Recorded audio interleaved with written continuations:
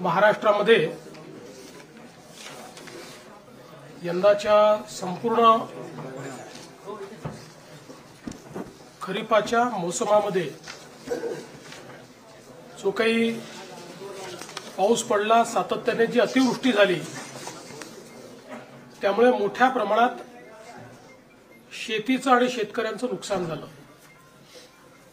पिकांचे नुकसान झालं, जनावरांचं नुकसान झालं, काही ठिकाणी घरांचं नुकसान झालं, गोठ्यांचं नुकसान झालं. जे काही ग्रामीण भागातलं पब्लिक इन्फ्रास्ट्रक्चर आहे त्याचंही नुकसान झालं आणि दुर्दैवाने काही लोक मृत्युमुखी देखील पडले, काही लोक जखमी झाले. असं एक प्रचंड आपल्याला चित्र भीषण अशा प्रकारचं पाहायला मिळालं. आम्ही देखील वेगवेगळ्या ठिकाणी प्रत्यक्ष जाऊन या परिस्थितीची पाहणी केली. सातत्याने शेतकऱ्यांशी आम्ही चर्चा केली आणि एक प्रकारे दिलासा आपल्याला कसा देता येईल याचा प्रयत्न आम्ही केला. तातडीची मदत म्हणून ज्यांच्याकडे नुकसान झालेलं आहे, त्यांना घरामध्ये पाणी शिरलं आहे, त्यांना 10,000 रुपये देण्याचा विषय असेल किंवा गहू तांदूळ देण्याचा विषय असेल, त्या ठिकाणी वेगवेगळ्या प्रकारे छोटी मोठी मदत जी आहे ती मदत करण्याचं काम आपण सुरू केलं. अगदी तातडीनं 2200 कोटी रुपये रिलीज करून क्रॉप कम्पेन्सेशनचा पहिला हप्ता जो काही आहे तो त्यांना मिळावा या संदर्भात आपण काम चालू केलं. आणि त्यानंतर आम्ही सातत्याने आपल्याला जास्तीत जास्त मदत कशी करता येईल याचा प्रयत्न करत होतो. आपल्याला कल्पना आहे की शेतकऱ्याचं आपल्या पिकावर पोटच्या पोराप्रमाणे प्रेम असतं आणि अशा परिस्थितीत पीक करपून गेलं, त्या ठिकाणी पाणी साचलं, अशी जी काही अवस्था पाहायला मिळाली, झोपलेलं पीक पाहायला मिळालं, चिखल पाहायला मिळाला आणि अनेक ठिकाणी तर जमीनच खरडून गेली. त्यामुळे रबीची पेरणी करण्याचीही क्षमता त्या ठिकाणी उरली नाही. खरं म्हणजे यातनं जे काही आर्थिक आणि मानसिक अशा दोन्ही प्रकारचा त्रास शेतकऱ्यांना होतो त्याचं 100% कम्पेन्सेशन कोणीच देऊ शकत नाही. मात्र आमचा शेतकरी पुन्हा आपल्या पायावर उभा राहायला पाहिजे आणि भविष्यामध्ये पुन्हा शेतकरी आणि शेती ही उभी राहिली पाहिजे या दृष्टीनं आम्ही जास्तीत जास्त रिसोर्सेस याच्याकडे वळवण्याचा निर्णय घेतला आणि त्या दृष्टीने आम्ही कम्पेन्सेशनच्या संदर्भातलं एक पॅकेज तयार केलेलं आहे. साधारणपणे आपण जर बघितलं तर महाराष्ट्रामध्ये 1,43,52,281 हेक्टर एवढ्या जमिनीवर पिकांची लागवड झाली होती. यापैकी साधारणपणे 68,69,756 हेक्टर एवढ्या जमिनीवरचं पिकांचं नुकसान झालेलं आहे. यात काही जमिनीवर अंशतः आहे आणि मोठ्या प्रमाणात पूर्णतः नुकसान आपल्याला पाहायला मिळतं आहे. साधारणपणे मेजर नुकसान जे आहे ते 29 जिल्ह्यांमध्ये झालेलं आहे. 253 तालुके हे जवळपास सरसकट आम्ही घेतलेले आहेत की ज्या ठिकाणी आम्ही मदत करतो आहोत, ज्यामध्ये 2059 मंडळ आहेत की ज्या मंडळांमध्ये क्रॉप डॅमेज झालेला आहे. त्यामुळे 65 मिलीमीटरची अट आम्ही ठेवलेली नाही. जिथे क्रॉप डॅमेज आहे असं सगळं कव्हर करून त्या ठिकाणी मदत करण्याचा निर्णय आपल्या सरकारने त्या ठिकाणी घेतलेला आहे. एकूण सर्व प्रकारची जी मदत आपण करतो आहे, ज्यामध्ये क्रॉप डॅमेज आहे, ज्यामध्ये खरडून गेलेल्या जमिनीचा विषय असेल किंवा मृत व्यक्तींना मदत असेल, जखमींना मदत असेल, इस्पितळातली मदत असेल, 10,000 रुपये जे आपण देतो ती मदत असेल, पूर्णतः जे नष्ट झालेले पडझड झालेले घरं आहेत जी 100% गेली आहेत त्याला पूर्णपणे आपण नव्याने घरं बांधण्याकरता त्या ठिकाणी मदत करणार आहोत आणि नव्याने प्रधानमंत्री आवास योजनेतला नवीन घर समजून त्याला पूर्ण पैसे देऊन त्या ठिकाणी त्या घराची निर्मिती आपण करणार आहोत. डोंगरी भागातली देखील जी घरं आहेत त्यांना 10,000 रुपये जास्तीचे देऊन त्या घरांना देखील आपण मदत करणार आहोत. जिथे अंशतः घरांची पडझड झाली आहे त्यांनाही मदत करणार आहोत. झोपड्यांची जिथे पडझड झाली आहे त्यांनाही मदत करणार आहोत. त्यासोबत गोठ्याची मदत आपण वेगळी करणार आहोत. दुकानदारांचं देखील नुकसान झालेल्या जवळपास 50,000 रुपयापर्यंतचं दुकानदारांना देखील आपण त्या ठिकाणी मदत करणार आहोत. दुधाळ जनावरं जी आहेत याच्याकरता जवळपास 37,500 रुपयापर्यंत प्रति जनावर अशा प्रकारे मदत करण्याचा आपण निर्णय घेतलेला आहे. आणि एनडीआरएफमध्ये 3 जनावरांपर्यंतची जी काही मर्यादा आहे ती आपण काढून टाकलेली आहे. जेवढ्या जनावरांचं त्या ठिकाणी मृत्यू झाला असेल त्या प्रत्येक जनावराकरता राज्य सरकारच्या वतीनं कॉम्पेन्सेशन देण्यात जाईल. ओढकाम करणारी जी जनावरं आहेत त्याच्याकरता 32,000 रुपये प्रति जनावर देण्यात येईल. कुक्कुटपालनाकरता देखील आपण त्या ठिकाणी जो काही आपला दर आहे तो 100 रुपये प्रति कोंबडीप्रमाणे जेवढं नुकसान झालं असेल तेवढं देणार आहे. विशेषतः खरडून गेलेली जी जमीन आहे हा एक अत्यंत महत्वाचा विषय आहे. कारण शेवटी शेतकऱ्याला सॉईल आणावं लागणार आहे, माती आणावी लागणार आहे आणि त्याकरता मोठ्या प्रमाणात त्यांना त्याची मदत आपल्याला करावी लागणार आहे. आणि म्हणून आपण हा निर्णय केलेला आहे की 47,000 रुपये हेक्टरी त्यांना कॅश कॉम्पेन्सेशन आणि 3 लाख रुपये हेक्टरी हे नरेगाच्या माध्यमातून आम्ही त्यांना देणार आहोत. म्हणजे जवळपास 3.5 लाख रुपये हेक्टरी हे खरडून गेलेल्या जमिनीकरता शेतकऱ्यांना उपलब्ध करून देण्याचा निर्णय हा आपण या ठिकाणी घेतलेला आहे.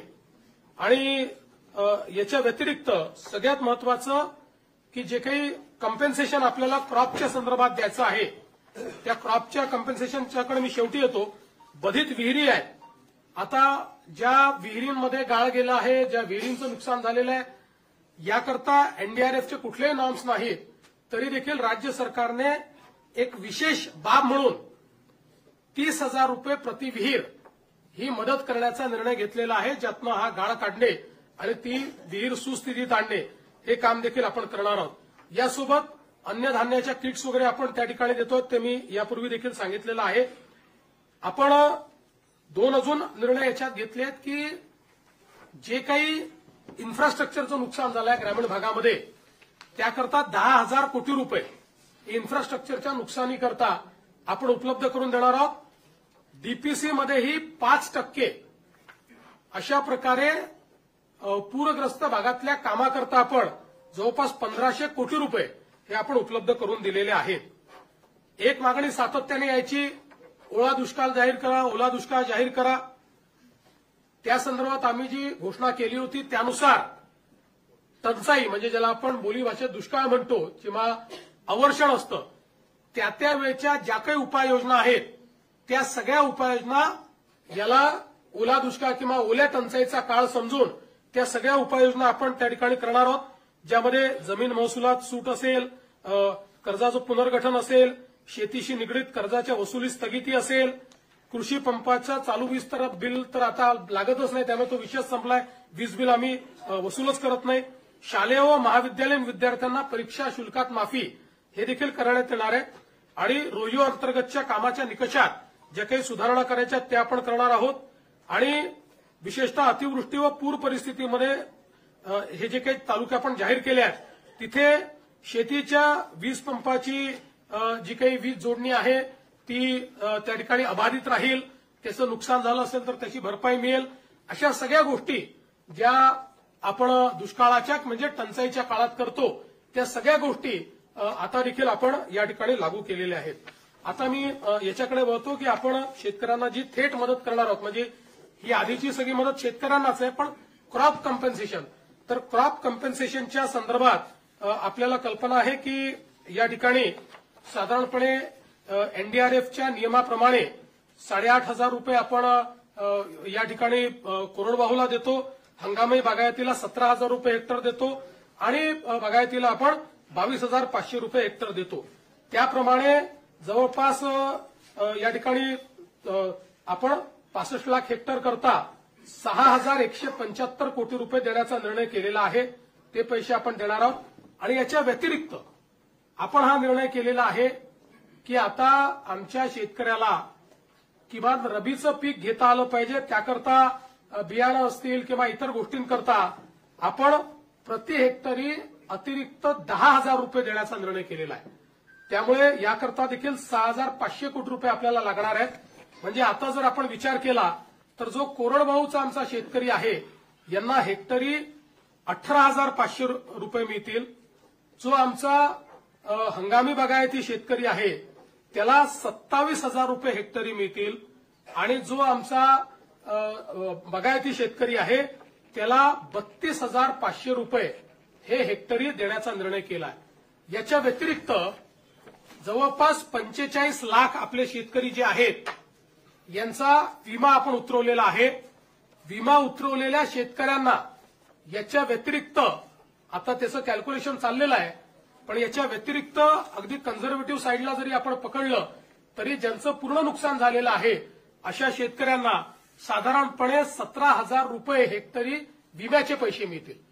त्यामुळे आपण जर बघितलं तर ज्यांनी विमा उतरवलेला आहे अशा शेतकऱ्यांना साधारणपणे त्यातले जे कोरडवाहूचे शेतकरी आहेत त्यांनाही 35,000 पर्यंत मिळतील. आणि जे बागायती आहेत त्यांना तर 50,000 प्रति हेक्टरच्या वर एकंदरीत पैसे जे आहेत ते या ठिकाणी प्राप्त होणार आहेत. आणि साधारणपणे आपण जर एकूण राज्य सरकारने या ठिकाणी जो काही आता याच्यावर नियतवेग दिलेला आहे त्याचा एकत्रित अंदाज बांधला. आम्ही याच्यामध्ये साधारणपणे इन्शुरन्सचे पैसे जे आहेत ते 5,000 कोटीच पकडले, पण आमचा अंदाज आहे 7,500 ते 10,000 कोटी रुपये आम्हाला त्यातनं मिळतील. पण कन्झर्वेटिव्ह अंदाज आम्ही पकडलाय कारण त्या संदर्भात अजून क्लेम जाणे आणि ती सगळी प्रोसेस होणे आहे. पण हा जरी आपण पकडला कन्झर्वेटिव्ह अंदाज तरी एकूण राज्य सरकारच्या वतीनं 31,628 कोटी रुपयांचं पॅकेज हे आपण या ठिकाणी देतो आहोत की ज्या माध्यमातून 31,628 कोटी एवढं पॅकेज म्हणजे जवळपास 32,000 पर्यंत हे पॅकेज चाललेलं आहे. अशा 32,000 कोटीपर्यंत अशा प्रकारचं हे पॅकेज या ठिकाणी आपण दिलेलं आहे. आणि आपला प्रयत्न आहे की यातला जेवढा जास्तीत जास्त पैसा हा आपल्याला या ठिकाणी दिवाळीच्या आधी देता येईल. किमान क्रॉप कॉम्पेन्सेशनचे पैसे वगैरे जे काही आहेत हे जेवढे जास्तीत जास्त दिवाळी आधी पुश करता येतील. बाकी तर जे मृत व्यक्तींचं सहाय्य आहे, जखमींचं सहाय्य वगैरे हे आम्ही ऑलरेडी देऊन टाकले आहेत. 10,000 रुपये जे द्यायचे आहेत ते ऑलरेडी देऊन टाकलेले आहेत. बऱ्याच गोष्टी आपण यातल्या दिलेल्या आहेत. काही गोष्टी ज्या राहिलेल्या आहेत त्या सगळ्या गोष्टी आणि क्रॉप कॉम्पेन्सेशनचे पैसे हे आपण त्या ठिकाणी देण्याचा प्रयत्न करणार आहोत. आणि आपण जर विचार केला तर निव्वळ क्रॉप कॉम्पेन्सेशन करता आपण याच्यामध्ये जे पैसे देतो ते देखील जवळपास 18,000 कोटी रुपयांपेक्षा जास्त आहे. म्हणजे मला असं वाटतं की आतापर्यंतच्या इतिहासात सर्वात जास्त पैसे हे क्रॉप कॉम्पेन्सेशनला देण्याचा प्रयत्न या ठिकाणी आपल्या सरकारच्या माध्यमातून आम्ही केलेला आहे. आम्ही तिघांनी बसून याच्यावर खूप विचार केला आणि हा निर्णय केला की 4 खर्च कमी करावे लागले तरी देखील आपण त्या संदर्भात मागे पुढे पाहू नये. कारण शेतकऱ्यांवर अभूतपूर्व अशा प्रकारचं हे संकट आहे आणि म्हणून आपण जे काही जास्तीत जास्त करता येईल तो करण्याचा प्रयत्न आम्ही करू. याच्या व्यतिरिक्तही आमचा हा प्रयत्न आहे. आज मुख्यमंत्री सहायता निधीला देखील मोठ्या प्रमाणात लोक मदत करतायत आणि त्याही माध्यमातून अनेक गोष्टी अशा असतात की ज्या आपल्या कुठल्याच नियमामध्ये आपल्याला कव्हर करता येत नाही. त्यामुळे अशा प्रकारच्या ज्या काही गोष्टी हळूहळू आढळतील त्याच्यावर आम्ही मुख्यमंत्री सहायता निधीतनं किंवा काही लोकांनी सीएसआर देखील देण्याचं मान्य केलं आहे. त्या सीएसआरच्या माध्यमातून आपल्याला कशी मदत करता येईल या संदर्भातला प्रयत्न आमचा असणार आहे. कुठल्याही परिस्थितीमध्ये शेतकऱ्यांच्या मुलांचं शिक्षण हे याच्यामुळे बाधित होऊ नये, त्यांची स्वप्न कुठेतरी खंडित होऊ नये अशा प्रकारचा प्रयत्न या माध्यमातून आम्ही या ठिकाणी केलेला आहे. त्यामुळे हे सगळं मी आपल्यासमोर पॅकेज ठेवलेलं आहे. मी माननीय अजितदादा आणि शिंदे साहेबांना विनंती करतो की त्यांनी देखील मत याच्यावर व्यक्त करावं.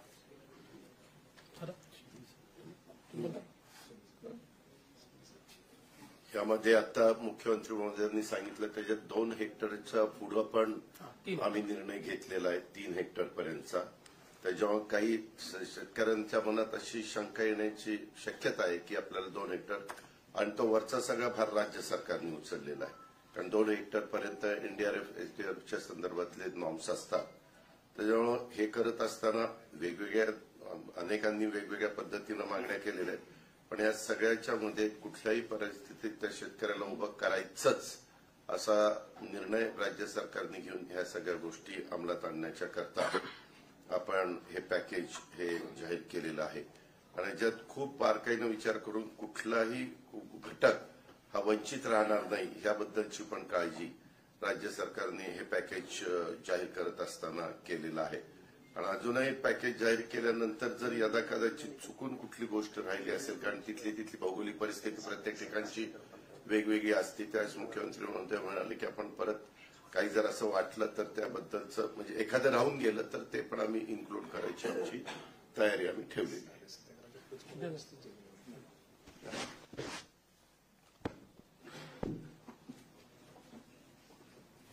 यावर्षी अतिवृष्टीमध्ये 1 जून ते 30 सप्टेंबर पर्यंत अतिशय मोठं नुकसान शेतकऱ्यांचं झालं आणि प्रत्यक्ष संकट मोठं होतं.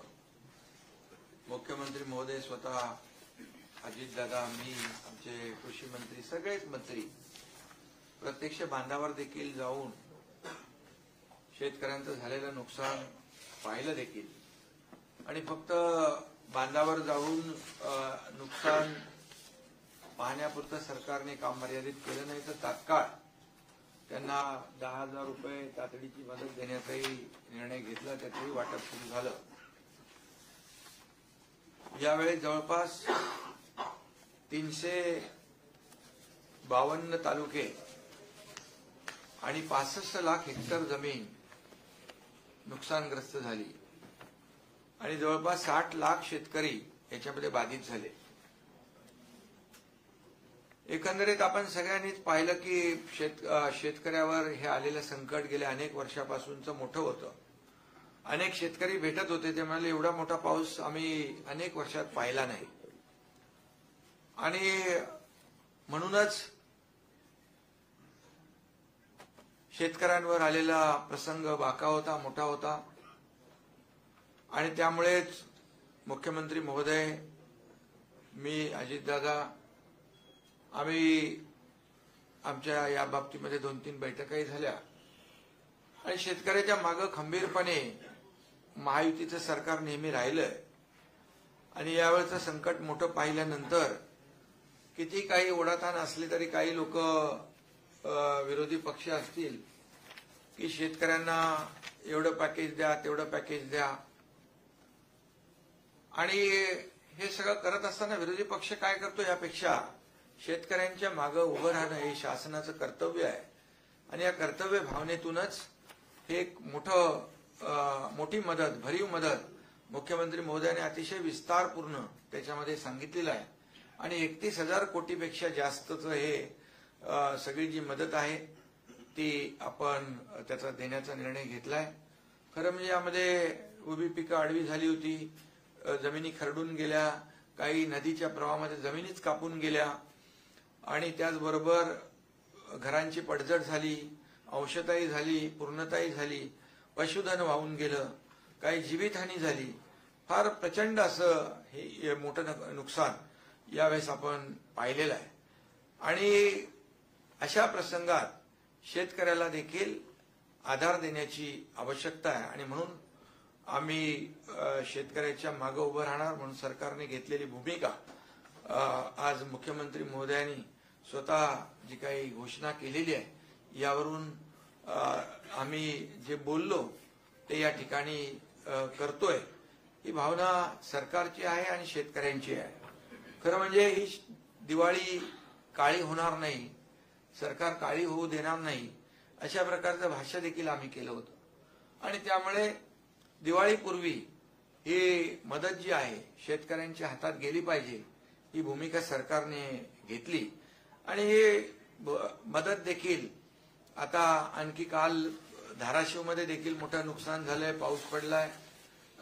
जे काही आज घोषणा केली आहे त्याच्यामध्ये आणखी काही शेतकऱ्यांचं नुकसान होईल, ते देखील ही अंतिम मदत नाहीये, शेतकरी प्रक्रिया आहे. आणि म्हणून शेतकऱ्यांना मदत देणं हे आमचं कर्तव्य आहे. म्हणून शेतकऱ्यांनी कुठेही खचून जाऊ नये, टोकाचं कुठलंही पाऊल शेतकऱ्यांनी उचलू नये, कारण शेवटी शासन आपल्या पाठीशी खंबीरपणे उभं आहे. आणि म्हणूनच मी या ठिकाणी सांगू इच्छितो की काही लोक म्हणत होते तामिळनाडू, पंजाब असलं तशी मदत द्या, पण आपलं मला वाटतं तामिळनाडू आणि पंजाबपेक्षा कर्नाटकपेक्षाही आपलं जे मदतीचं पॅकेज आहे ते मोठं आहे. आणि आम्ही कुणाशी म्हणजे तुलना करण्यापेक्षा आपल्या शेतकऱ्याला काय हवंय, काय काय नुकसान झालेलं आहे, ही वस्तुनिष्ठ अहवाल घेऊन त्यामध्ये मदत होईल. आणि त्यामध्ये सगळ्यात महत्वाचं म्हणजे जमिनी ज्या गेल्या, कापून गेल्या, खरडून गेल्या, यावेळेस त्यांना जवळपास 60,000पेक्षा जास्ती ते शेतकरी आहेत. आणि अशा शेतकऱ्यांना 47,000 रुपये तर मुख्यमंत्री महोदयांनी सांगितल्याप्रमाणे खरडून गेलेल्या जमिनीला मिळणारच आहेत. परंतु मनरेगामधून 3 लाख रुपये हेक्टरी जे काय जमिनीचं रिस्टोरेशन आहे, पूर्ववत जमीन करणं हे सोपं नाहीये. आणि तो मोठा प्रश्न शेतकऱ्यांसमोर होता आणि तो आपण सरकारने मिटवलाय. त्यामुळे देखील मोठी रॉयल्टी लावत नाही आपण. आणि त्याला रॉयल्टी फ्री केलेला आहे. त्यामुळे या मदतीच्या पॅकेजमध्ये गाळ भरलेला आहे. तो देखील जो गाळ काढण्याचं काम त्याला देखील या सर्व मदतीची त्याला सहकार्य होणारच आहे. आणि यामध्ये 2 हेक्टरचं आपण 3 हेक्टर, काही लोक म्हणत होते की 2 हेक्टरची मर्यादा आहे, ती मर्यादा काढा. तर 3 हेक्टर आपण ऑलरेडी त्याची देखील मर्यादा वाढवलेली आहे. आणि यामध्ये जसं पीक विम्याचं देखील मुख्यमंत्री महोदय म्हणाले, ती देखील रक्कम यामध्ये ऍड होणार आहे. आणि मोठ्या प्रमाणावर यामध्ये शेतकऱ्यांना दिलासा मिळेल. शेतकरी वाऱ्यावर शेतकऱ्याला सोडणार नाही. आणि शेतकऱ्याला पुन्हा सक्षम करण्यासाठी जे जे काही उपाय करता येतील ते आम्ही करणार आहोत. आणि म्हणून सगळे निकष बाजूला ठेवून आमच्या सरकारने सगळे निकष, अटी, शर्ती बाजूला ठेवून शेतकरी हा केंद्रबिंदू, शेतकरी हा फोकस केलेला आहे. आणि म्हणूनच या वेळेस किती ताणाताण असली, ओढाताण असली तरी सुद्धा सरकारने खूप मोठा निर्णय शेतकऱ्यांसाठी घेतलेला आहे. एनडीआरएफचे जे निकष आहेत त्यात 10,000 आणखी ऍड केलं, त्याबाबतीत देखील मुख्यमंत्री महोदयांनी सांगितलेलं आहे. 10,000 प्रति हेक्टरी म्हणजे जी एनडीआरएफचे निकष आहेत त्यात आणखी 10,000 प्लस. म्हणजे यामध्ये पुढचं जे काय रबीचं पीक आहे ते घेण्यासाठी शेतकऱ्यांना खतं, बी बियाणं या संदर्भात देखील मदतीचं जे नुसतं आता झालेल्या नुकसानीची मदत न देता पुढच्या पिकाला देखील त्यांना मदत कशी मिळेल यासाठी देखील सरकारने विचार केलेला आहे. आणि त्याचबरोबर आम्ही तिघांनी, अमित भाई आले होते त्यावेळेस देखील त्यांना विनंती केली की मोठं संकट आहे आणि या संकटामध्ये आम्ही राज्य सरकार तर पूर्ण ताकदीने खंबीरपणे शेतकऱ्यांच्या मागे उभे आहोतच. आम्ही तर बिलकुल जे काही मदत करायची ती करणार, पण केंद्र सरकार देखील यामध्ये केंद्राची देखील मदत झाली पाहिजे अशा प्रकारची मागणी अमित भाईंकडे केली. आदरणीय प्रधानमंत्री मोदीजींना देखील मुख्यमंत्री महोदयांनी आमच्या सहीचं पत्र दिलं, तिकडे देखील निवेदन दिलेलं आहे. आणि अमित भाईंनी देखील त्यांच्या परवाच्या जाहीर भाषणात देखील सांगितलं, महाराष्ट्रातल्या शेतकऱ्याच्या मागं केंद्र सरकार खंबीरपणे उभं राहील. आपला प्रस्ताव दाखल केला की तातडीने तो मान्य केला जाईल. त्यामुळे मला वाटतं की यावेळचं संकट मोठं बघून राज्य सरकारने मोठा निर्णय घेतलेला आहे. आकड्यामध्ये म्हणजे आपण आकडे पाहिले किंबहुना ज्या ज्या पद्धतीचं नुकसान शेतकऱ्यांचं झालंय या सर्व शेतकऱ्यांना पूर्णपणे मदतीचा हात राज्य सरकार देईलच आणि तो निर्णय आपण घेतलेलाच आहे. आणि यानंतर देखील काही छोट्या मोठ्या काही गोष्टी समोर येतील त्याला देखील सरकार हात आकडता घेणार नाही. आणि केंद्र सरकार देखील आदरणीय प्रधानमंत्री नरेंद्र मोदीजी नेहमीच शेतकऱ्यांच्या पाठी उभे राहिलेले आहेत. म्हणूनच तर त्यांनी दरवर्षाला शेतकरी सन्मान योजना सुरू केली. आपणही त्याच्यामध्ये तेवढेच 6,000 रुपयाची भर घालून नमो शेतकरी सन्मान योजना देखील सुरू केली. त्यामुळे शेतकऱ्यांच्या बद्दल असलेला जो काही जिव्हाळा आहे, जी काय आपुलकी आहे, शेवटी शेतकरी आपला अन्नदाता आहे, मायबाप आहे, आणि म्हणून आज बळीराजाच्या डोळ्यामध्ये अश्रू आहे. ते अश्रू पुसण्याचं काम नक्की राज्य सरकार केल्याशिवाय राहणार नाही. आणि त्याचीच प्रतिपूर्ती आजच्या मुख्यमंत्री महोदयांनी डिटेलमध्ये जे काय घोषित केलं त्यातून येते. आणि केंद्र सरकार देखील यामध्ये भरीव मदत आपल्याला दिल्याशिवाय राहणार नाही. त्यामुळे पूर्णपणे शेतकऱ्याच्या मागे आम्ही उभे राहू आणि शेतकऱ्याला मोठा दिलासा देऊ. पुन्हा एकदा मी सांगतो की शेतकऱ्यांनी कुठेही खचून जाऊ नये. सरकार आपल्या पाठीशी आहे. कुठलंही टोकाचं पाऊल उचलू नये अशा प्रकारची विनंती या ठिकाणी आम्ही शेतकऱ्यांना करतोय. आपण केंद्र सरकारकडे किती मागणी करणार आहोत? आणि दुसरं असं आहे की 2019ला कोल्हापूर सांगलीचा दुष्काळ असेल, 2022 एनडीआरएफच्या नॉर्म्सपेक्षा आपण दुसरीने किंवा तिसरीने कॉम्पन्सेशन दिलं होतं. ते जरी 10,000 रुपये आपण वाढवले असेल तरी ते फक्त रबीच्या पिकांना मिळणार आहे. आणि रबीची पिकं ही 1/3 असतात फक्त खरीपात. याचा अर्थ फक्त 1/3 शेतकऱ्यांना ते कॉम्पन्सेशन 10,000 जे आहे ते मिळणार आहे. पहिली गोष्ट, आतापर्यंतच्या दिलेल्या सगळ्या पॅकेजपेक्षा मोठं पॅकेज आहे. याचं कारण एनडीआरएफची त्या काळात जी काही रक्कम होती त्याच्यापेक्षा आता एनडीआरएफनेच रक्कम वाढवलेली आहे. दुसरं, रबीचं पीक घेतो की नाही घेत हा भेद न करता 100% शेतकऱ्यांना 10,000 रुपये हेक्टरी आम्ही देतो. कारण आमची अपेक्षा अशी आहे की जो रबीचं पीक घेत नव्हता तोही आता घेईल. कारण त्याचं खरीपाचं पीक हे वाया गेलेलं आहे. शेतकरी कधीच रिकामा बसत नाही. त्याच्यामुळे पाणी उपलब्ध आहे. ज्यांची जमीन खरडून गेलेली नाही असे जे शेतकरी आहेत ते रबीचं पीक घेऊ शकतात. त्यामुळे 100% शेतकऱ्यांना, जेवढे याच्यामध्ये बधित शेतकरी आहे, 65 लाखाचा आकडा तो 68 लाखापर्यंत जाणार आहे, या सगळ्या शेतकऱ्यांना आम्ही हे 10,000 रुपये देतो.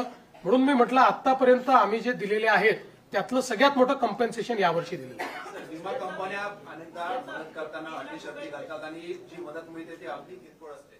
आणि आपली जी 3 हेक्टर पर्यंतची मर्यादेची अट आहे विमा कंपन्यांनाच तो लाभ असणार की विमा कंपन्या सरसकट सगळ्या जमिनीला पाहिजे. विमा कंपन्यांना 2 हेक्टरची वगैरे अट नसते. विमा कंपन्या जेवढ्या जमिनीचा विमा उतरला त्याच्यावर ते देत असतात. आज सकाळीच केंद्रीय कृषी मंत्री शिवराज सिंग चौहान साहेब यांनी मला स्वतः फोन केला आणि त्यांनी सांगितलं की तुम्ही विम्याच्या संदर्भात जी काही कारवाई करावी लागते ती लवकर पूर्ण करा. मी स्वतः विमा कंपन्यांची बैठक घेऊन त्यांनी तातडीनं योग्य कॉम्पेन्सेशन दिलं पाहिजे याकरता त्यांच्यावर दबाव आणीन. त्यामुळे आता आम्ही आमची जी प्रोसेस आहे, जे व्हॅलिडेशन आपल्याला करून द्यावं लागतं, त्या प्रोसेसला आता आपण गती दिलेली आहे.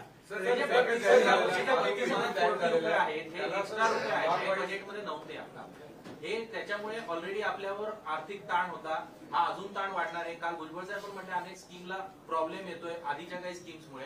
तर अशा कोणत्या स्कीम्स आहेत की ज्याला यातून प्रॉब्लेम येऊ शकतो? ते आता त्यावेळी बघू. बघा असं आहे, शेवटी शेतकऱ्यांना जर मदत करायची असेल तर कुठेतरी ताण हा सहन करावा लागेल.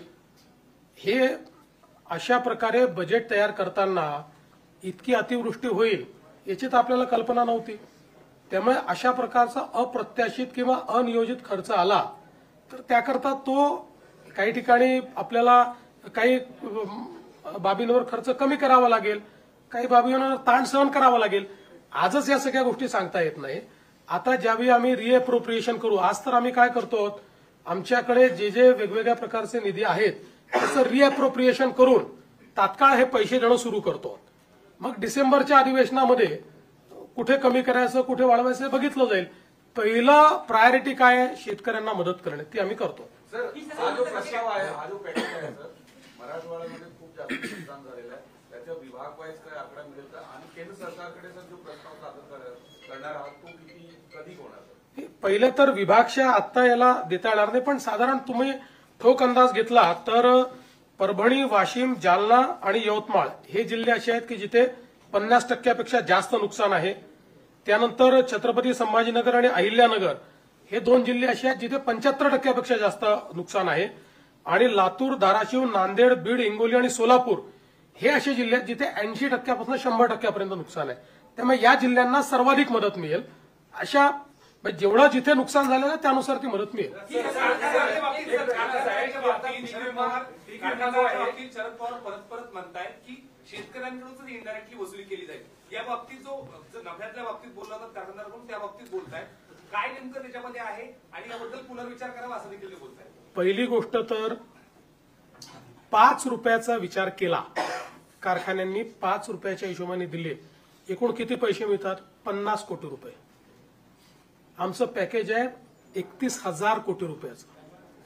त्यामुळे केवळ त्या कारखान्यांना जाणीव असावी एवढ्यापुरतं आम्ही त्यांना ही विनंती केली आहे. आता आपल्याला कल्पना आहे की FRP कॅल्क्युलेट करण्याची एक पद्धत आहे. शेतकऱ्यांना काय मिळते?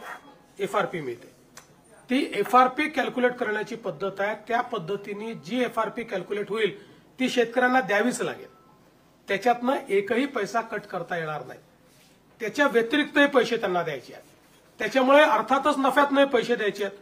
आज जर राज्य सरकार त्या ठिकाणी या सगळ्या कारखान्यांना अडचणीत आले तर कर्ज देतं, बिनव्याजी कर्ज देतं, कर्जामध्ये सूट देतं, इथेनॉल करता पैसे देतं, कोजेन करता पैसे देतं, कोजेनमध्ये शॉर्टफॉल आला तर त्याला पैसे देतं, त्यांची मार्जिन आली तर त्याला पैसे देतं.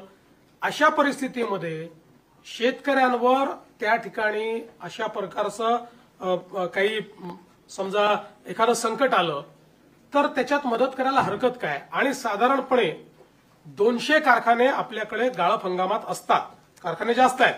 याचा हिशोब लावला तर 25 लाख रुपये देखील एखाद्या कारखान्याला येत नाही. पण मी त्याच्या पलीकडे जाऊन सांगतो, अनेक कारखाने असे आहेत की जे आम्हाला 1-1 कोटी रुपये देत आहेत स्वतःहून समोरून येऊन.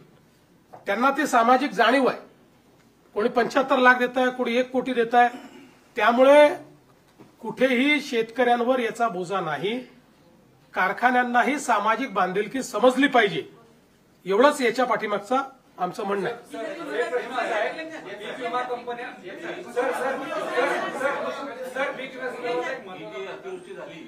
हे झालं की तुम्हाला यंदाचा पीक विमा हा पीक कापणी प्रयोगावर मिळणार आहे. आता पिकच शिल्लक राहिलेली नाही आणि कंपन्यांनी ऑलरेडी आधी प्लॉट तयार केलेले आहेत की जे कापणी प्रयोग तिथं होणार आहे. तर याचं उंबरठा उत्पादन गृहीत धरून पीक विमा कंपन्या मदत देणार की सरसकट आता ज्या पद्धतीने तुम्ही मदत जाहीर केली त्या पद्धतीने पीक विमा कंपन्यांना तुम्ही निर्देश देणार? पीक कापणी प्रयोगाचा अर्थ असा आहे की नेमकं पीक किती उरलेलं आहे ह्याचा अंदाज बांधला जातो. म्हणजे पिकाचं नुकसान किती झालेलं आहे. जिथे पीकच नाही, जिथे पूर्ण नुकसान झालेलं आहे त्या ठिकाणी पूर्ण नुकसानच पकडावं लागेल. तिथे पीक कापणी प्रयोगाचे काही विषय राहणार नाही. फक्त जाऊन त्या ठिकाणी त्यांना ते व्हॅलिडेट करावं लागेल. टाइम बाउंडच आहे ते, त्याचीच कारवाई आता चाललेली आहे. त्यामुळे 100% टाइम बाउंड आहे आणि त्या संदर्भात त्यांना जी काही मदत लागेल ती आम्ही करायला तयार आहोत. दुसरं तुम्ही जे म्हणालात, आम्ही पीक कापणी प्रयोगावर परत का आलो? यापूर्वी आम्ही काही ट्रिगर दिले होते. काही लोक म्हणतात ट्रिगर का काढले? आमचा 2 वर्षाचा अनुभव असा राहिला की या ट्रिगरमुळे पहिले 25% तर शेतकऱ्यांना तात्काळ मिळाले, पण नंतरचे 75% ट्रिगरमध्ये बसलेच नाही. त्यामुळे शेतकऱ्यांचं नुकसान झालं आणि म्हणून आम्ही म्हटलं ही पद्धत नको, जुनी पद्धत बरोबर आहे.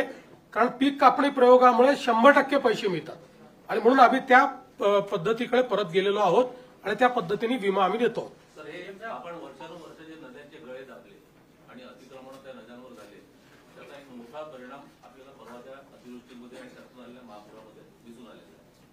सरकार आता हे कम्पेन्सेशन देताना दीर्घकालीन उपाययोजना काय विचार करत आहे? कारण की जे नद्यांचे गळे दाबले गेले, अतिक्रमण झाले, त्यातून हे सगळे प्रश्न मोठ्या प्रमाणात निर्माण झालेले आहेत. तुमचं म्हणणं अतिशय योग्य आहे. पण नद्याच नाही, नाले जे आहेत ते अधिक महत्वाचे आहेत. नाल्यांवरच्या अतिक्रमणामुळे आज विशेषतः मोठ्या प्रमाणात पाणी जमा होणं, शहरांमध्ये पाणी शिरणं, हे जे नुकसान होणं आहे ते नाल्यांच्या, कारण ते नॅचरल फ्लोचे सगळे त्या वाहिन्या आहेत आणि म्हणून निश्चितपणे या संदर्भात एक दीर्घकालीन उपाययोजना आपण करण्याचा विचार करतो. प्रस्ताव कधीपर्यंत जाईल? केंद्राचा प्रस्ताव हा एक मोठं फॉर्मॅट असतं. त्या फॉर्मॅटमध्ये तो तयार करावा लागतो. आपण आपलं कम्पेन्सेशन जेव्हा घोषित करतो त्यावेळेस आपण अनेक वेळा नजर आणेवारीवर देखील तो करू शकतो, त्याला काही अडचण नसते. पण केंद्राकडे पूर्ण फॅक्ट अँड फिगर्सचे जावं लागतं. त्यामुळे त्या संदर्भातली कारवाई आमची चाललेली आहे. प्रस्ताव केंद्राला एकदाच पाठवता येतो, तो परत रिवाईज नाही करता येत. म्हणून थोडा उशीर झाला तरी सगळ्या फॅक्ट्स अँड फिगर्स सहित आपलं योग्य कॉम्पेन्सेशन मागता आलं पाहिजे, त्या दृष्टीने आम्ही तो तयार करतो आहोत. त्याची एक प्रोसेस आहे, तो गेल्यानंतर त्यांची टीम येते. त्यामुळे पण जसं मी यापूर्वी देखील सांगितलं की त्याकरता आम्ही थांबणार नाही आहोत, कारण ते रिएम्बर्समेंट आहे. त्यामुळे आम्ही खर्च केला म्हणजे आता केंद्र देणार नाही असं नाहीये. आम्ही खर्च केला तर ते पैसे केंद्र रिप्लेस करून देतं. जसं आताही एनडीआरएफ मध्ये आपल्याला 3-4 हजार कोटी रुपये ऍडव्हान्समध्ये दिले होते, ते आता आपल्याला खर्च करता येतात त्याच्यामध्ये. म्हणजे त्याच्यात ते ऍडव्हान्समध्ये आपल्याला वर्षाच्या सुरुवातीलाच मिळतात. तसं याच्यामध्ये केंद्राच्या प्रस्तावाकरता ते अडणार काही नाही. आम्ही पैसे खर्च करू, केंद्राची सगळी प्रक्रिया आम्ही पूर्ण करू, त्यातनं जास्तीत जास्त कॉम्पेन्सेशन मिळवायचा प्रयत्न करू. जमिनी खरडून गेलेल्या आहेत, त्या पुन्हा उपजाऊ बनण्यासाठी बराच काळ लागेल असा अंदाज वर्तवला जातो. तर तुम्ही आर्थिक मदत तर दिली आहे, पण जमीन उपजाऊ व्हायला शेतकऱ्याला काही आणखी तुम्ही तोपर्यंत पर्यायी जागा देणार का, किंवा काही अभ्यासगट ठिकाणी? नाही, याची आवश्यकता नाही आहे. जेव्हा जमीन खरडून जाते त्यावेळी आपण त्या ठिकाणी दुसरीकडनं माती आणतो, सॉइल आणतो. आणि जसं आता सोलापूरमध्ये प्रयोग सुरू केला, सर्वाधिक बाधित सोलापूर आहे. तर या ठिकाणी जो धरणांमध्ये गाळ वाहून आलेला आहे, हा गाळच उपसा करून तो शेतकऱ्याच्या शेतीमध्ये नेऊन टाकायचा. त्याकरता उपस्याला पैसे लागतात, त्याकरता ट्रान्सपोर्टला पैसे लागतात, ते सगळे लेबरचे पैसे लागतात, ते आम्ही उपलब्ध करून देतोय. आणि हा जो गाळ आहे हा इतका उपजाऊ असतो, म्हणजे अनेक वेळा अशा प्रकारचा आपण मागच्या काळामध्ये गाळमुक्त धरण, गाळयुक्त शिवार योजना केली. तर जेव्हा अशा प्रकारचा गाळ आणून आपण शेतीमध्ये टाकतो त्यावेळी आपल्याला जे वेगवेगळी खतं त्या ठिकाणी किंवा रासायनिक खतं यूज करावी लागतात, त्याचा उपयोग अगदी मिनिमम होतो आणि कदाचित पहिल्या वर्षी तो करावाही लागत नाही, म्हणजे कमीत कमी करावा लागतो. त्यामुळे ही अतिशय उपजाऊ अशा प्रकारची ती जमीन त्या ठिकाणी तयार होते. म्हणून वेगाने हे काम करता यावं म्हणूनच 2 भाग केलेले आहेत. याच्यातला जवळपास 47,000 रुपये कॅश कॉम्पेन्सेशन आहे आणि 3 लाख रुपये नरेगातले.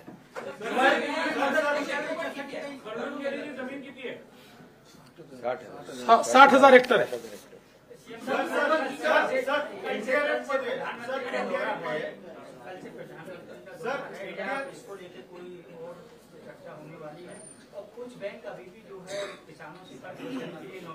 असं आहे की एखाद दुसरी बँक काहीतरी करते, पण त्याचा अर्थ संपूर्ण राज्यात होत आहे असं जे चित्र निर्माण केलं होतं हे चुकीचं आहे.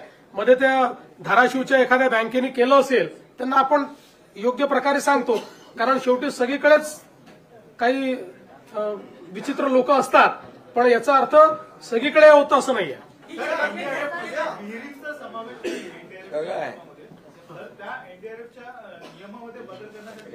नाही, एनडीआरएफ मध्ये नसला तरी बदल करायला वेळ लागेल, म्हणून आम्ही घोषणा केली. एनडीआरएफ मध्ये नसलं तरीही आम्ही 30,000 रुपये विहिरीं करता देणार आहोत, राज्य सरकारच्या पैशातून देणार आहोत.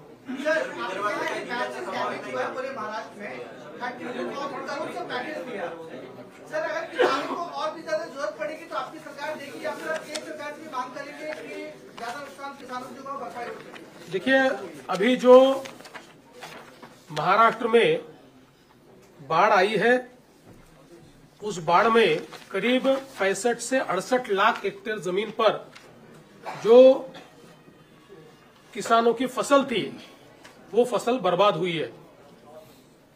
कई अलग अलग प्रकार से किसानों का नुकसान हुआ है.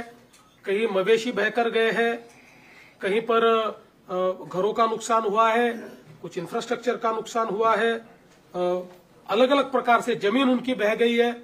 तो ऐसे अलग अलग प्रकार से किसानों का नुकसान हुआ है. राज्य सरकार ने ये निर्णय किया है कि हम लोग किसानों को अपने पांव पर खड़ा करने की कोशिश करेंगे.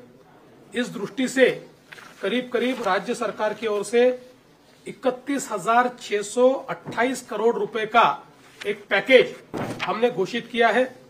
इस पैकेज में जो जिनकी मृत्यु हुई है उनको मदद है, जख्मी है उनको मदद है, जो हॉस्पिटलाइज्ड है उनको मदद है. एक इमीडिएट मदद के रूप में 10,000 रुपया लोगों को है. जो दुकान वाले हैं उनको 50,000 रुपए तक की मदद है. इसमें जो घर गिर गए उनको नए सिरे से घर बनाने के लिए मदद करेंगे. उसके साथ साथ जिनका घर का थोड़ा नुकसान हुआ है, पूरे गिरे नहीं है, उनको भी हम लोग कंपेंसेशन दे रहे हैं. जो मवेशियों को रखने के लिए शेड होता है उसके लिए भी हम लोग मदद करने वाले हैं. मवेशियों को एनडीआरएफ में अगर वो दूध देने वाला जानवर हो तो उसके लिए 3 जानवरों तक ही कंपेंसेशन दिया जाता है। हमने तय किया कि हम पूरा कंपेंसेशन देंगे, जितने मवेशी उनके एक प्रकार से मरे हैं उतना पूरा उनको हम कंपेंसेशन देंगे। इसके साथ साथ हम लोगों ने कंपेंसेशन देने के लिए जो 2 हेक्टेयर की एक मर्यादा होती है उसको भी 3 हेक्टेयर करने का निर्णय लिया है। और जो जमीन बहकर जाती है, बह गई है, जो जहां पर अब खेती लायक जमीन नहीं बची, वहां पर सॉइल लाना पड़ता है, मिट्टी लानी पड़ती है, उसके लिए 47,000 रुपया कैश कंपेंसेशन और 3 लाख रुपया नरेगा के माध्यम से हम लोग देने वाले हैं, ताकि वो किसान आने वाले दिनों में वापस सॉइल लाकर अपनी जमीन को रिस्टोर करे और अपनी खेती किसानी को वो शुरुआत कर पाए। इस प्रकार का उनको मदद करने वाले।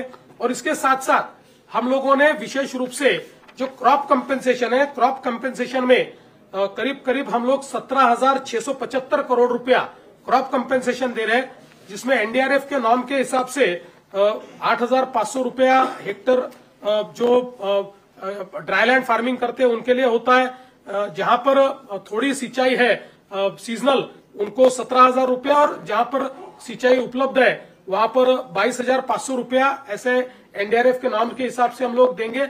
लेकिन उसके साथ साथ उन सभी को, चूंकि अब उनकी खरीफ की फसल बर्बाद हुई है, तो ये लोग रबी में वापस फसल ले पाए, इसलिए 10,000 रुपया हेक्टरी ये एक्स्ट्रा कंपेंसेशन हम उनको दे रहे हैं। तो एक प्रकार से अगर हम लोग देखें तो जहां जो इरिगेटेड हमारे फार्मर है उनके लिए जो ये कंपेंसेशन है ये करीब 32,500 रुपए तक जाने वाला है। इसके साथ साथ जिन्होंने इंश्योरेंस किया है, ऐसे 45 लाख हमारे पास किसान हैं। इन 45 लाख किसानों को एक बहुत ही, अगर हम लोग कंजर्वेटिव एस्टिमेट ले तब भी इनको हेक्टरी 15,000 से 17,000 रुपए मिल सकते हैं, और करीब 5,000 से 10,000 करोड़ रुपया ये इंश्योरेंस के माध्यम से हमारे किसानों को मिलेगा। तो उसकी भी व्यवस्था हमने की है।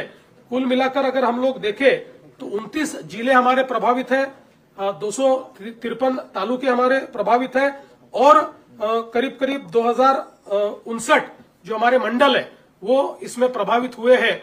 तो यहाँ पर अलग अलग प्रकार की उपाय हम लोग कर रहे हैं। इसके साथ साथ नॉर्मली जब अकाल पड़ता है उस समय जो उपाय योजनाएं की जाती है, उन उपाय योजनाओं को इस समय हमने लागू किया है, उसी जीआर को इसके साथ हम लोगों ने लागू किया है। तो जिसमें जो हम लोग लैंड रेवेन्यू लेते हैं उसमें, या जो एक कर्जा होता है उसमें जो छूट देनी पड़ती है उसकी वसूली में, किसानों से हम बिजली का, तो अभी हमने बिजली मुफ्त की है तो उसमें तो कोई वसूली का सवाल ही नहीं उठता है। तो ऐसे कई बच्चों के लिए उनके जो परीक्षा शुल्क है उसमें छूट देना है, ये सारे उपाय हम लोगों ने किए हैं। कुल मिलाकर हमारा ये प्रयास है कि जो हमारे किसान हैं उन किसानों को हम लोग अपने पैरों पर वापस खड़ा कर पाए। देखिए, किसानों को जो मानसिक रूप से तकलीफ होती है, जो आर्थिक रूप से तकलीफ होती है, वो दोनों 100% उसका कंपेंसेशन कोई कर नहीं सकता, लेकिन कम से कम सरकार किसानों के पीछे खड़ा रहकर उनको रबी के लिए और अगले सीजन के लिए खड़ा कर पाए, इस दृष्टि से हमने इस पैकेज का निर्माण किया है। जर ओला दुष्काळ जाहीर केला असता तर ह्या पॅकेजपेक्षा त्यांना अतिरिक्त मदत मिळाली असती का? आणि आपण पूर्वी ती मागणी केली, 1ही रुपया अतिरिक्त मिळाली नसते, कमी मदत मिळाली असते।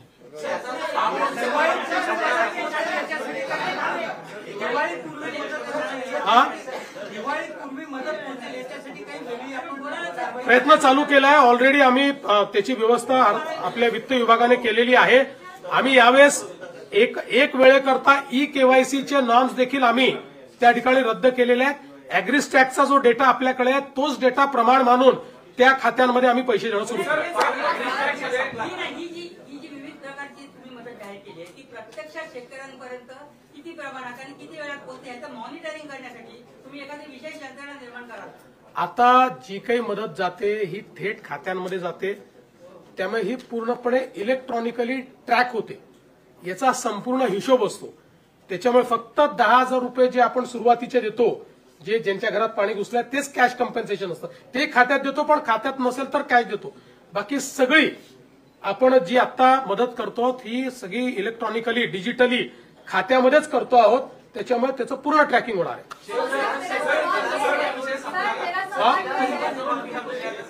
असं आहे की शेतकरी कर्जमाफीच्या संदर्भात जे आश्वासन या ठिकाणी आमच्या सरकारने दिलेलं आहे ते आम्ही पूर्ण करणारच आहोत. पण आमचे माननीय उद्धवजी हे नेहमी मी कर्जमाफी केली हे सांगत असतात. म्हणून आपल्या फक्त नजरेस आणून देतो की महात्मा ज्योतिराव फुले ही कर्जमाफीची योजना त्यांनी घोषित केली होती. त्यावेळी त्यांनी 20,500 कोटी रुपयाची कर्जमाफी केली होती. 20,500 कोटी रुपयाची. त्याच्या 3 वर्ष आधी आमच्याही सरकारने, मी मुख्यमंत्री असताना आम्ही छत्रपती शिवाजी महाराज कर्जमाफी केली होती. त्याच्यामध्ये 18,762 कोटी आणि नंतर 1900 कोटी अशी 20,500 कोटी रुपयाची तेव्हाही कर्जमाफी केली होती. त्यामुळे उद्धवजींनी काहीतरी वेगळं केलं असं नाहीये. आधीच्या सरकारने केलं होतं. उलट उद्धवजींनी जे 50,000 रुपये नियमित कर्ज धारकांना द्यायचं कबूल केलं होतं, 2.5 वर्षात फुटकी कवडी दिली नाही. ती सगळी ज्यावेळेस शिंदेसाहेब मुख्यमंत्री झाले त्यावेळी आम्ही जवळपास 5,000 कोटी रुपये हे त्यावेळी दिले. आणि मी हा आकडा याकरता सांगतो की आपण एक लक्षात ठेवा, 20,000 कोटी रुपयाचं त्यांनी त्या ठिकाणी कर्जमाफी केली. आम्ही तर आता जे कम्पेन्सेशन देतो ते 18,000 कोटीच आहे. म्हणजे 18 नाही, ते खरडून गेलेल्या जमिनीचा विषय केला तर 21,000 कोटीच आहे. 21,000 कोटी रुपयाचं तर थेट कम्पेन्सेशन आम्ही देतो. त्यामुळे आम्ही कुठेही आमच्या घोषणेपासून दूर गेलेलो नाही. पण आज कर्जमाफी करण्यापेक्षा थेट मदत करणं हे जास्त महत्वाचं आहे. कारण कर्जमाफी केली तरी तो आपल्या जमिनीवर माती कुठनं आणणार आहे, तो आपल्या पुढच्या हंगामामध्ये पैसे कुठनं आणणार आहे. आणि म्हणून कर्जमाफीच्या संदर्भात आम्ही कुठेही मागे हटलेलो नाही, ती देखील आम्ही करू. पण आज जी थेट मदत करणं हे गरजेचं आहे, ती थेट मदत आता राज्य सरकारच्या वतीनं आम्ही करतो आहोत. सर, एक सवाल ये भी है कि आपकी सरकार की तरफ से किसानों को मदद दी जा रही है, लेकिन कई जो किसान हैं, जो उनके परिवार वाले हैं, उनके पास शायद वो दस्तावेज, वो डॉक्यूमेंट्स नहीं होंगे. क्या उन किसानों को भी ये सहायता दी जाएगी? देखिए, इसके लिए दस्तावेज की आवश्यकता ही नहीं है. ये हमने अपने सर पर लिया है. इसका वैलिडेशन भी हम कर रहे हैं. इसका एग्रीस्टैक का अकाउंट भी हमारे पास है. तो इसलिए उनको कोई दस्तावेज देने की जरूरत नहीं है. इसका सर्वे भी हम लोग करते हैं, उसका वैलिडेशन भी हम लोग करते हैं, उसको उनके 7/12 के अनुसार उस गट में क्या क्या है उसकी एंट्री भी हम लोग करते हैं, उसको एग्रीस्टैक के साथ जोड़ते भी हम लोग हैं और उसमें पैसा भी हम लोग डालते हैं. शेतकऱ्यांची अद्याप नोंदणी झालेली नाही. आपल्याकडे 1,72,00,000 खातेदार शेतकरी आहेत, त्यातले 1,17,00,000 शेतकऱ्यांची काही ऍग्रीस्टॅकमध्ये नोंदणी झाली आहे. उर्वरित शेतकऱ्यांचं कसं होतं? असं आहे की ऍग्रीस्टॅकमध्ये कोणाची नोंदणी झाली आहे माहितीये का? ऍक्टिव्ह शेतकऱ्यांची नोंदणी झाली आहे. ऍबसेंटी शेतकरी यांची नोंदणी नाही. मुंबईमधले अनेक लोक असे आहेत की ज्यांनी वेगवेगळ्या ठिकाणी शेती घेऊन ठेवली आहे, पण ते शेती करत नाहीत. त्यांनी इन्व्हेस्टमेंट म्हणून शेती घेऊन ठेवलेली आहे. ऍक्टिव्ह शेतकऱ्यांची सगळ्यांची ऍग्रीस्टॅकमध्ये नोंदणी आम्ही केलेली आहे. मला सांगताना आनंद वाटतो, देशामध्ये पहिल्या नंबरवर महाराष्ट्र ऍग्रीस्टॅकमध्ये. सर्वाधिक नोंदणी ही महाराष्ट्राने केली आहे. आणि एखादा शेतकरी असा असेल की त्याची ऍग्रीस्टॅकमध्ये नोंदणी नाही, तर त्याला एवढंच करावं लागेल की ई-केवायसी करावं लागेल. कम्पेन्सेशन त्याला पण मिळणार आहे. पण ऍग्रीस्टॅकचा उपयोग का करतोय की ई-केवायसी करावी लागू नये म्हणून. ई-केवायसीला थोडा वेळ लागेल म्हणून आपण करतोय. आमच्या मते जवळजवळ 100% ज्यांना कम्पेन्सेशन द्यायचं आहे, 1% वाटल्यास बाजूला ठेवू, पण 99% शेतकरी ज्यांना कम्पेन्सेशन द्यायचं आहे ते ऍग्रीस्टॅकच्या डेटामध्ये उपलब्ध आहे. हा, ते तुम्ही चांगलं सांगितलं, ते मी सांगायचं विसरलो. मत्स्य शेतीच्या बाबतीतही आपण त्या ठिकाणी जी काही नुकसान भरपाई आहे ती नुकसान भरपाई आपण देतो आहोत. आणि जवळपास मत्स्य शेती करता, त्याच्यानंतर काही ठिकाणी बोटींचं नुकसान झालेलं आहे, त्याही करता आपण नुकसान भरपाई देतो. आपण 100 कोटी रुपये त्याकरता वेगळे राखून ठेवले. चला, धन्यवाद.